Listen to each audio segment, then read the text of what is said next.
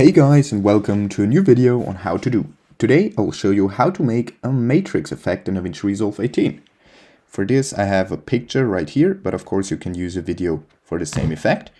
What you want to do is go to Fusion and then under Effects type in Matrix. Then go to Template and here double click the matrix. Okay, then you can drag it just like this. Then select the matrix and go here to transform. And now we can adjust the size. Transform is selected. And here you can just increase the size until it fits for your video or photo. Then you go back and this is our end result. Okay, that was a quick tutorial on how to make a matrix effect in DaVinci Resolve 18. If you enjoyed the video, please like and subscribe to stay tuned for more how to do videos.